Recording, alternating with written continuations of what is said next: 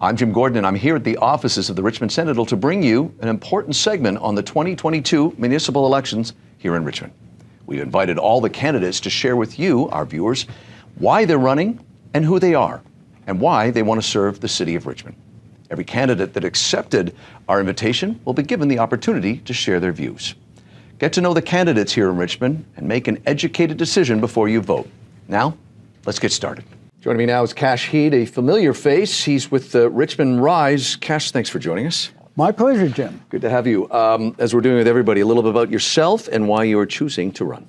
Well, let me tell you, I've lived in here, Richmond, for 57 years. So went to elementary school, junior high, high school here, always called Richmond my home. Even when I was the chief of police in West Vancouver, I did that long commute every single day, back and forth. But I always wanted to call Richmond my home. So, you know, my mom raised the 4 children on her own in this community, and I've really fell in love with it when I was so much younger, when it was so much different.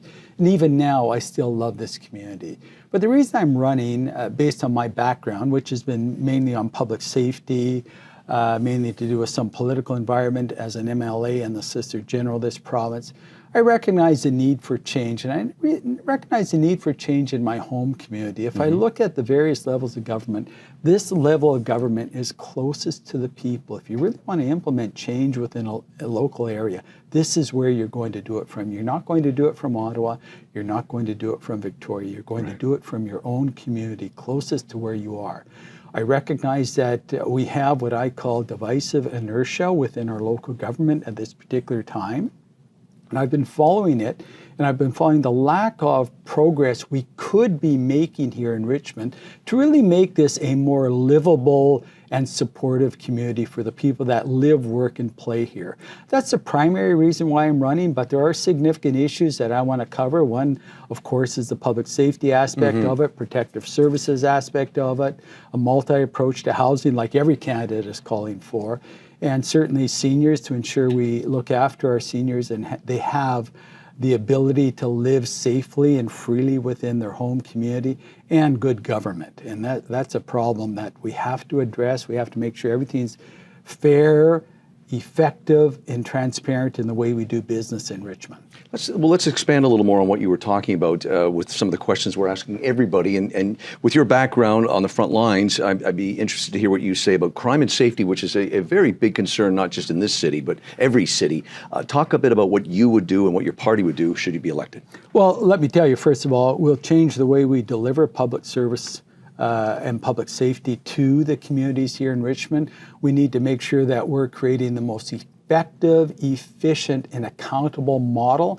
And that model includes what I call a protective services model, one where we bring together many, many stakeholders to deal with the safety concerns in Richmond. Yes, it's the police. Yes, it's the bylaw officers. Yes, it's the emergency management and fire department. Yes, it is all those neighborhood associations that can really make a difference in preventing crime in our neighborhood. Yes, it's the health agencies. Yes, it's the addiction experts. It's all building a protective shell to make sure we're addressing public safety in Richmond. That's what I want to do. I don't want to just talk about the fact that we're going to hire X number of police officers at a very, very costly rate now. I want to talk about what we want to accomplish with protective services in Richmond and then decide what the model should be.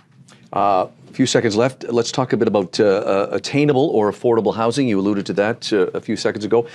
Again, your party and how will they tackle this? Well, number one, we got to stop the finger pointing. We have this finger pointing going on with all levels of government. They're pointing towards the other various levels of government as to the reason why we have inertia in this particular area, the reason why we don't have enough housing, we don't have a multifaceted approach to housing here in Richmond. Yes, we need to build more single homes. We need to build more condominiums. Yes, we need to build more townhouses. Yes, we need to build more towers. Yes, we need to have co-op housing. Yes, we need to have seniors housing. Yes, we need to have social service housing. We need all of that. We just need a government that believes in that and can get it done. We'll leave you on that. Kash with Richmond Rise. Kash, thanks for joining us. Pleasure. And that does it for this edition of the Richmond Sentinel Spotlights on the candidates that are running in the next election, October 15th. Please educate yourself and vote on that day. For more details and if you want to see more videos, please go to the Richmond Sentinel website. It's richmondsentinel.ca.